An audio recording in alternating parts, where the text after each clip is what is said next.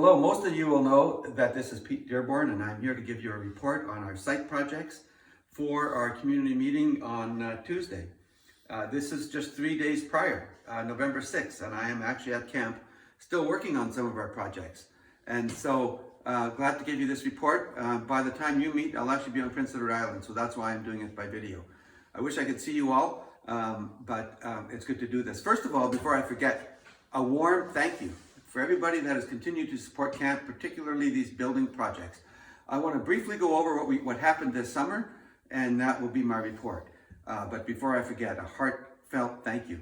The season started in terms of, it was a difficult season. The season started with not even being able to access Manitoba Pioneer Camp. We were turned away at the border, on the Ontario border, and then after that, there were so many COVID regulations in play that we actually decided not to have large work groups here. It just would have been too difficult.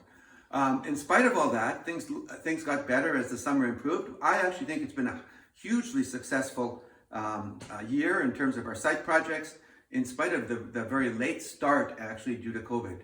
So in no particular order, I can start with Cache Island. We actually put a new kitchen floor in and replaced 3 large windows. A big project this summer, which took a lot of work, was a 10 by 12 foot massive dock crib or crib dock built out of 6 by 6. This will allow us in the future to bring excavators, small backhoes, small skid steers onto site whenever we need it. And in the future, they will be used, for example, in our beach wall that needs to be replaced, hopefully next year.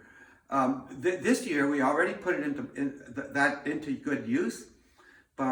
We developed a pad area for bulk propane. That might be new for some of you, but once the crib was done, we got the excavators in here, and now we're ready to move bulk propane tanks onto our site over the ice in winter. And of course, the last thing I want to report on is this leadership center, and I'm here today to actually work on it. And you might see the railing that we installed in our lookout.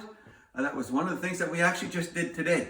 And it's exciting to show you that. We were waiting over COVID and probably over a year, up to a year and a half, for our fireplace mason repair guys. They were here this summer, and the fireplace is repaired and it looks fantastic. And I'm sure you'll see as you look that the floor has been insulated. And so this is the way we've moved this project forward with volunteers and the stonemasons. So thank you for that. Cache Island, the dock, this, and a bunch of smaller projects as well. So it's been a successful summer in terms of our site.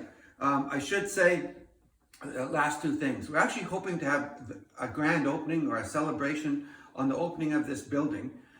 It's going to be called the Leadership Center in early spring next year. So keep that in mind. We want you to come and take a look at this marvelous structure. Of course, you probably know that Herb Benz was the architect on it, and it is really worthwhile seeing. And so we're very grateful to everybody that made this building happen. And the last thing is, this building project was started under a generation-to-generation site renewal program. And there's still lots to do. We're going to try to renovate Bill Mason Place next summer, tackle our beach wall that's been crumbling for many years, and the list goes on. So there you have it. There's my report for tonight. It's great to be here today and enjoy the sunshine. It's been a late fall, but we're actually trying to get as much done almost up until the lake freezes.